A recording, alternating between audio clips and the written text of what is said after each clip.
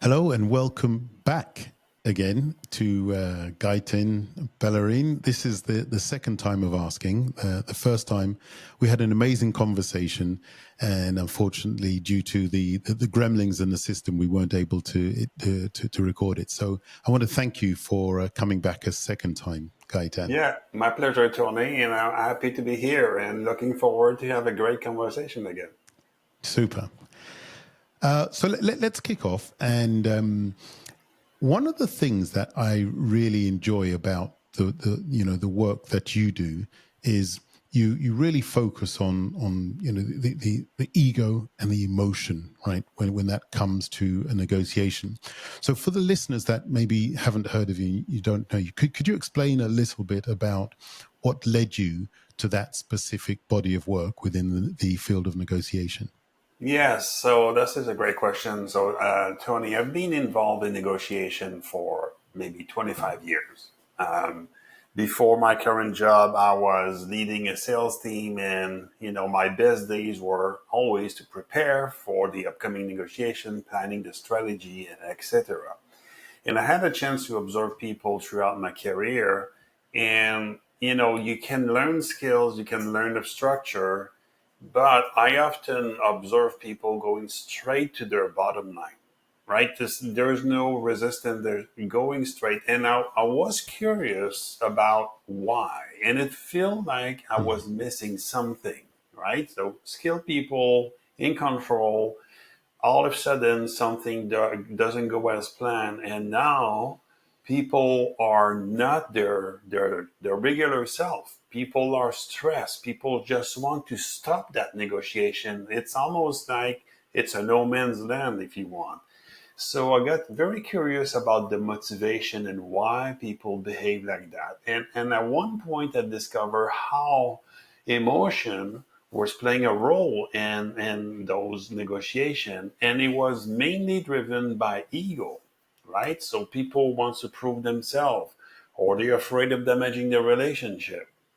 They don't want to lose the deal. They don't want to come back to their boss looking like they're not a good negotiator. So that was the biggest aha for me. And I'm like, okay, so what can I do with that? And 10 years ago, 12 years ago, I started to be part of a personal group where we discuss ego and why we behave the way we behave, and how how reactive sometimes we can be, or on the defensive. And I discovered the ego, which is our learned personality, right? So when we were kids, the way we were brought up in whatever the setting, we develop a personality. And ego is our survival instinct. It was very useful 2 million years ago when humans were facing a lion. Who's going to have the meal? Is the lion or me, right? And so that was very fast, very instinctual. Today we don't really face that many life-threatening situations, but our ego kind of didn't evolve as much. And when we are in negotiation, it feels like that there's a trigger here. There is, I need to win, I need to do this, I need to do that, and ego is taking control of our emotion. And during my personal growth program, I really discovered how ego and can derail a situation, or can derail a negotiation. And I decided to write a book, Tony, about mindful negotiation, which is really highlighting, how to not give in, how to take control back to our conversation. And I just felt that was my contribution for negotiator, to Mm. expose that ego and the role of emotion in negotiation. Wow. So you this is something actually quite new to me, is that you've separated the ego from the emotions, and the way you've explained it is that the ego is the one that's driving the emotions, almost as if there's a choice, and the ego, when it's triggered, it chooses to pick up on the some of the more damaging emotions. Well, the ego take control. It takes control on us. Okay. And the message from the ego or the messaging is emotion, right? So if I'm preparing for negotiation and I feel like I don't have power, well, maybe I will start negotiating with myself. Right? Maybe I will tell myself they'll never accept or they'll never say yes, right? So the ego is not like it's an option, it's always there. But the Mm, challenge is during negotiation the ego is in full control, and in full control means that maybe emotions are taking over, or maybe we are on the defensive, or maybe we're so stressed, Tony, that there's no way we can access creativity or mm, clarity. So ego is always there. It's not a problem in itself, right? mm. But when it takes over and our emotions now are controlling our reaction, this is where it's not necessarily productive. Yeah. So what I hear you saying here is behind all that, it's fear.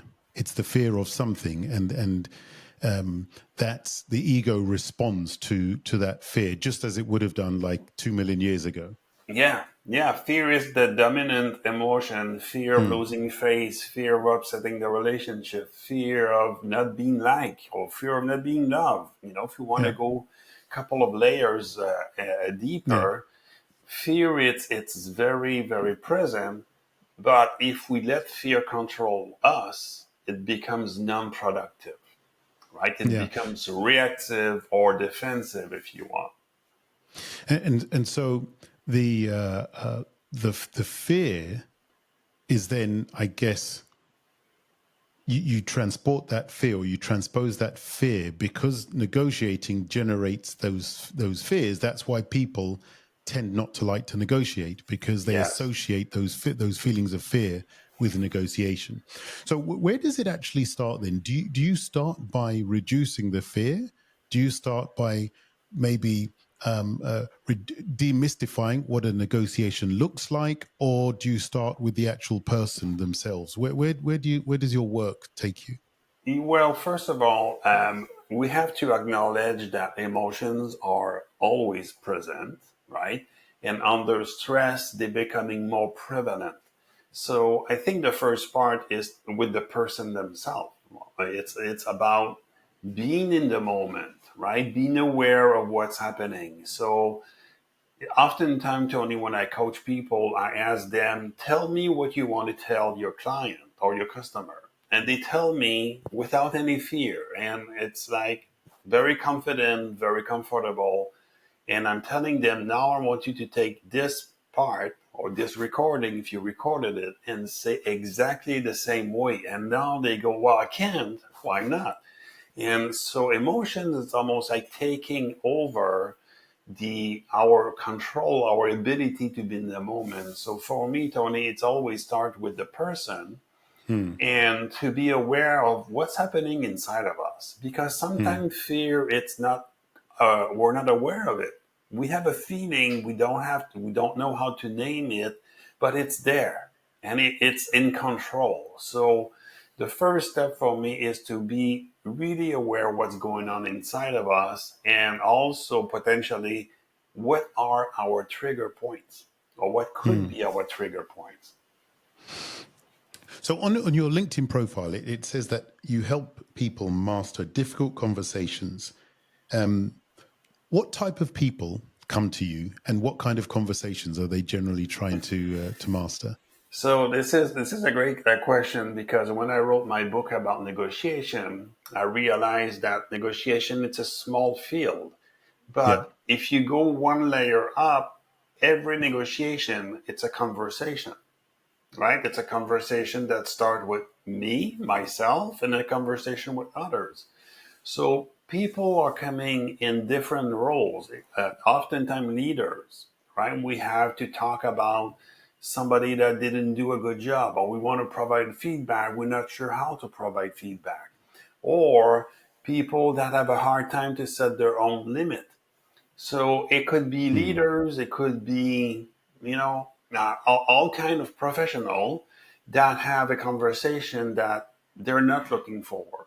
They're resistant or they procrastinate because they don't know how to tackle that. And Yeah. oftentimes people are choosing to, their main focus is to protect the relationship. So the message kind of diluted a little bit, if you want. Yeah. But for me, the negotiation kind of evolved toward a natural conversation. Difficult conversation are part of it, but conversation, how many times per day do we have conversation, right? Yeah. With Sure. Sure. ourselves, with other people.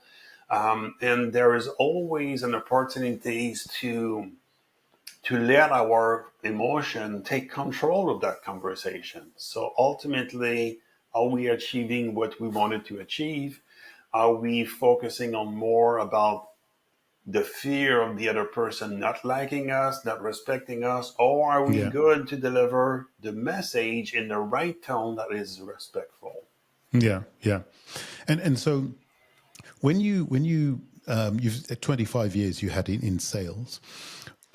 When you look at what you know now, how do you apply that to sales teams today so that they can get more effective, better, sustainable deals?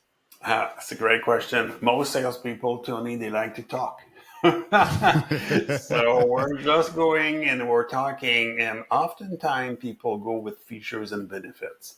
Yeah. And today's procurement people, they do their own research, right? They talk to a lot of people. Internet is available, so they understand the product, they understand our solution. But for me, using a mindfulness approach in Hmm. sales is it's about focusing about them. It's really about being conscious that if you don't ask any question, how would you figure out the other side's pain point, their motivation, their real needs? Instead, we just go in with our speech because that's the way we're comfortable. Hmm. So the foundation of a salesperson is to help the other side to do something better, minimize risk, or something. We're here to help. And a lot of people in sales forgot that part and they just go about, oh, yes, I have a product, you should buy this. But procurement people, they hear that 45 times, 50 times per week. So Yeah. there's no more differentiator. So really having a conversation in sales for me, it's about how can we speak less and ask the right question and slow down our brain because a lot of people ask Hmm. questions, but they don't listen to the answer, right?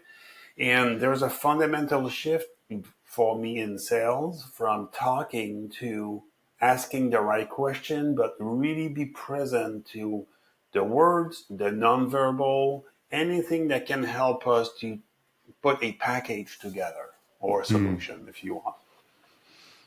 Yeah, that takes a lot of time and practice and It commitment does. to do. Yeah. It Yeah. does. But if you change energy in the room and you're really curious about the other side, Hmm. you're going to gain power because information is power. Yeah. And Yeah. when we talk, we don't gain anything about the other side. Yeah. I mean, yeah, this is everything you say makes sense. And people listening will say, yep, yep, yep. You know, okay, that sounds all good. And then obviously then you get into a conversation and you said something which I love is learning to slow your brain down. Hmm. And because you run into automatic mode, and Yes. how many times have you walked out of a meeting, a conversation, and you think, why didn't I just keep my mouth shut? Why did I even say that? Right.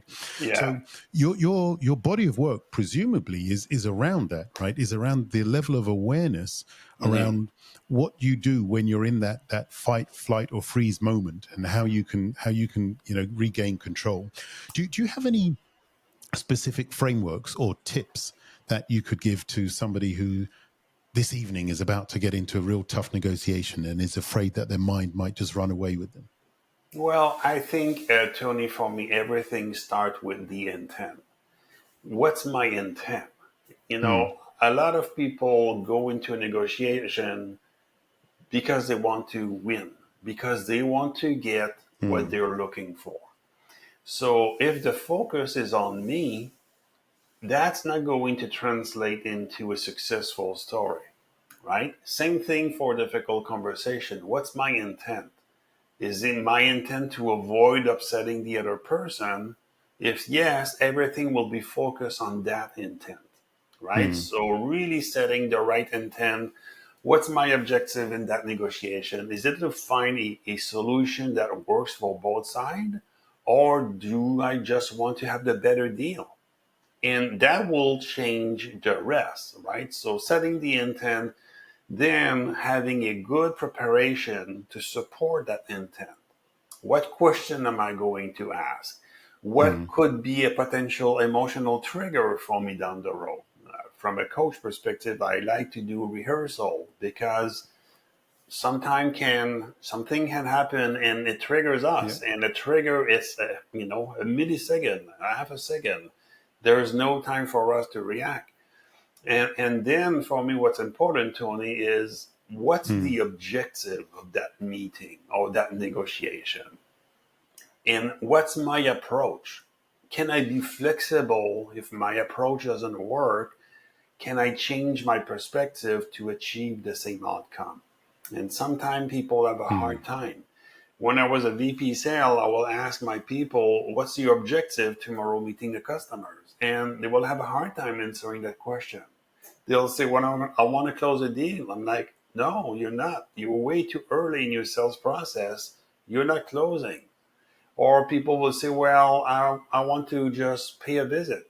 Okay, but what's your objective? So it looks like sometimes very, difficult or challenging for people to understand at the end of the meeting, where do Mm. I want to be? And it's almost like visioning yourself into that situation. I want to find a path forward. I want to be able to create a solution that works for both of us. So setting the intent, anchoring that to the objective will help us to stay focused toward that direction. So what I'm hearing you say, Gaetan, correct me if I'm wrong, is we need to recalibrate what we perceive as a win in a Mm-hmm. negotiation. Or If not, we're able to depending, right? So if we recalibrate are that, if aware we're able that to I maybe want to redefine win, what a win is to us.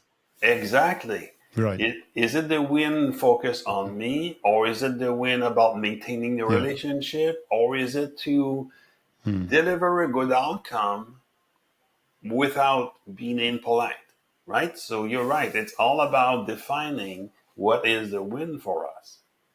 Hmm.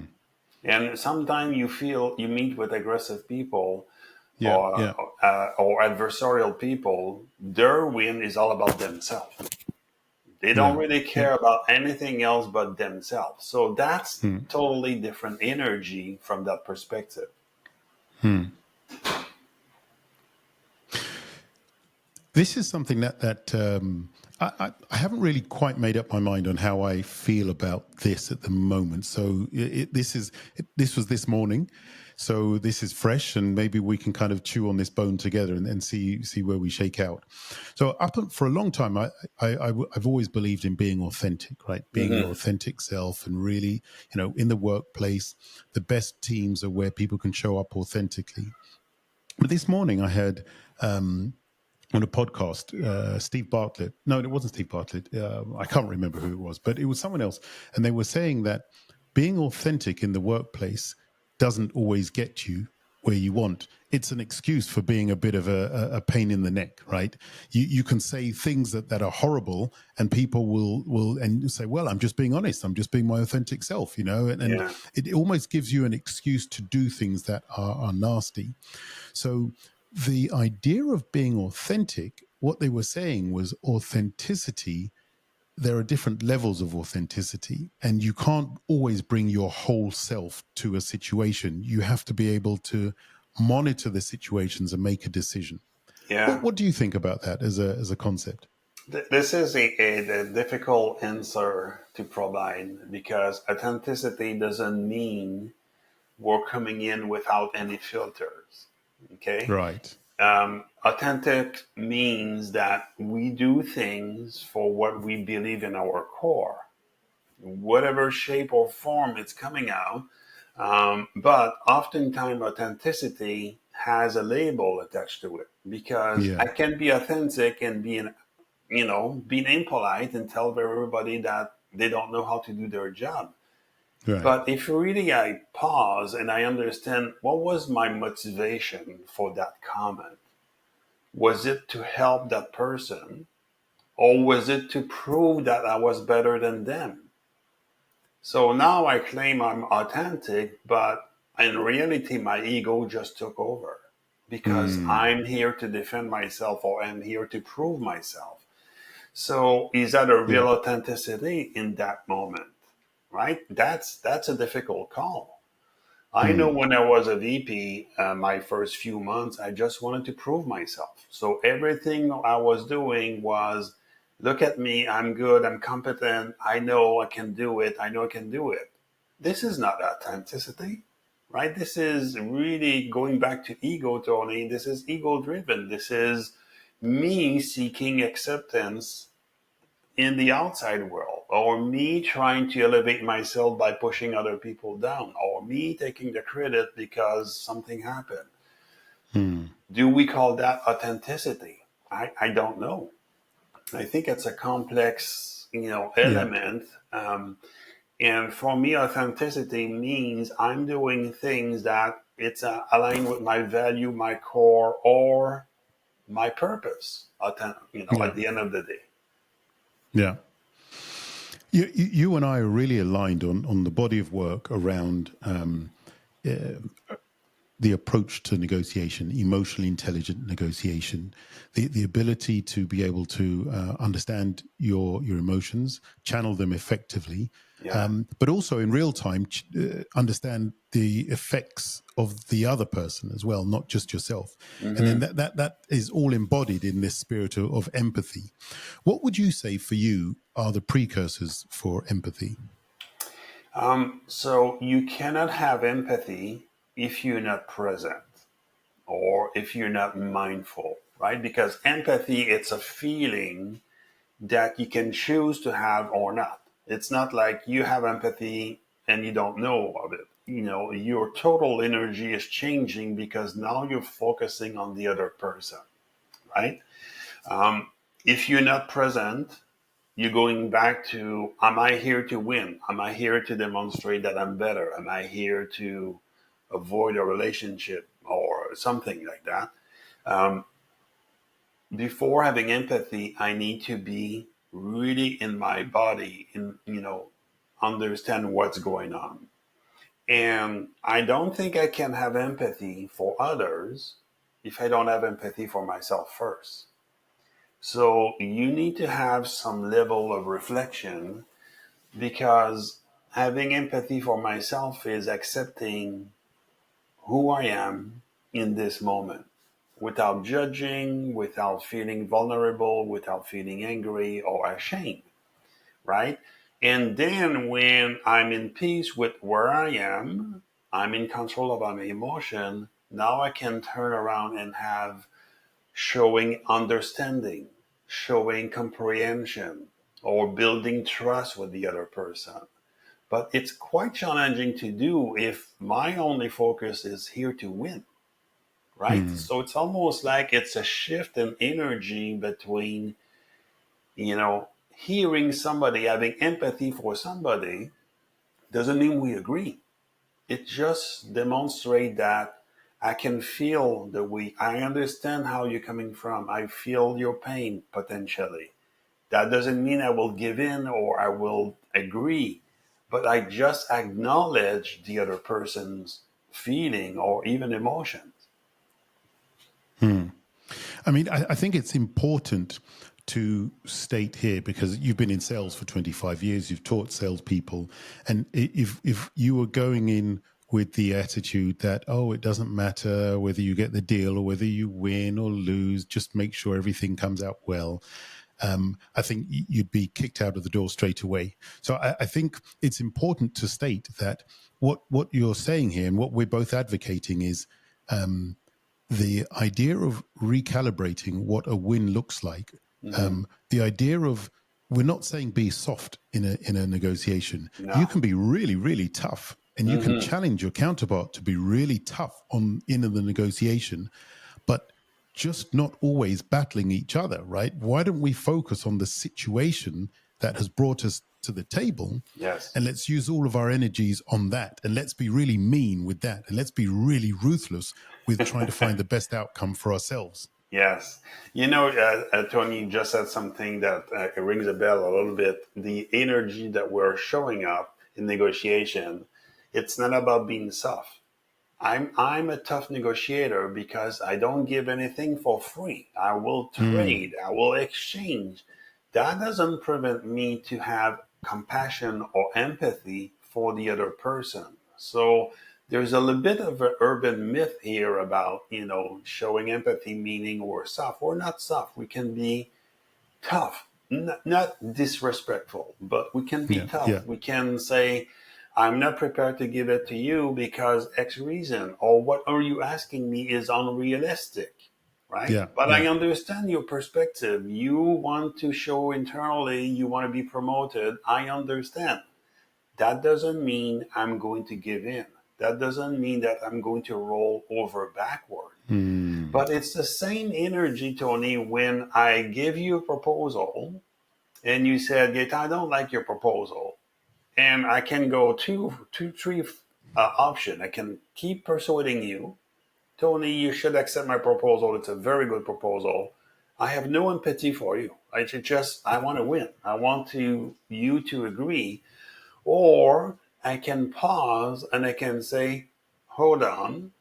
It looks like you have some part of the proposal you don't agree with. Can you share with me those elements? So now I'm focusing on you. Am I demonstrating empathy? Maybe, maybe not. But at least I'm demonstrating that I care about you. You don't want to accept my proposal. I need to understand why. Yeah, I really love this. Even as I'm listening to you, it feels like you're empowering people, right? You're giving people that sense that you don't have to stick to a designated playbook, right? Right. You can in real time you can say things that feel right because you have the right intention, because you've got the skill set, and that's bravery, right? That's being brave to say those things. Yeah. Yeah, and Yeah, courageous sometimes, yeah, right? yeah, yeah. It goes well together for sure. Yeah, yeah. Talking about courageous. So last week I was in a conversation around diversity and inclusion, and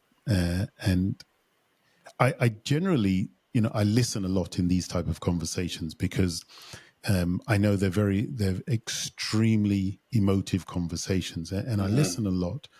And my dad brought me up to say, if you've got something to say, either keep your mouth shut or say it, but say it exactly as you feel it, but don't sugarcoat it or.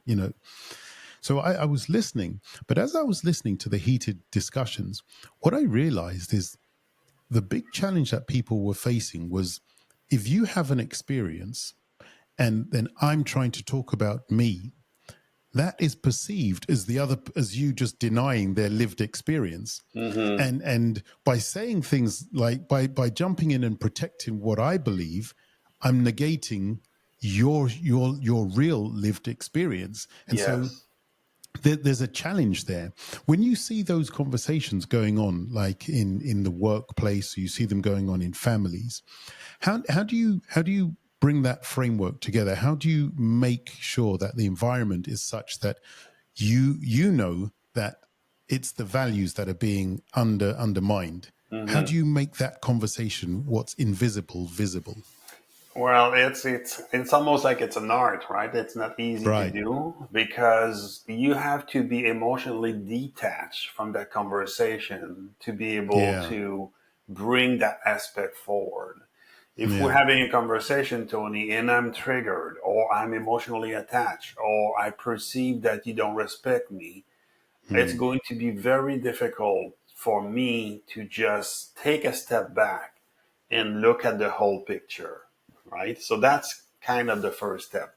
The second element for me is if you are able to summarize what you hear from the other person, it sounds like you are angry. It sounds like you are hurt. It sounds like you are in pain because of that. Is that correct? Now what we're doing is we're acknowledging that person, Yeah. right? And if as long as we keep acknowledging the other person's feeling, we're in the right track, right? And if I'm a mediator, and mediator are doing a great job because they force us to slow down. So express yourself. Okay, the other party, express yourself. Can we hear each other? Right? So there's some language here that is very respectful, but the outcome is to get to an agreement, obviously. Mm. But summarizing how people feel without taking it personally, right? So being emotionally detached, it's really crucial to be able to really get the what's not said into the table, bring the invisible, bring the awareness on the other person's feeling. Yeah. And Oftentimes people interrupt, right? You mm, share a story and people say, oh, you won't believe what happened to me last week. So it's almost like I yeah, want to be yeah, top of you. I want to be on top. And yeah, that's it, not a positive energy in such yeah, conversation. yeah.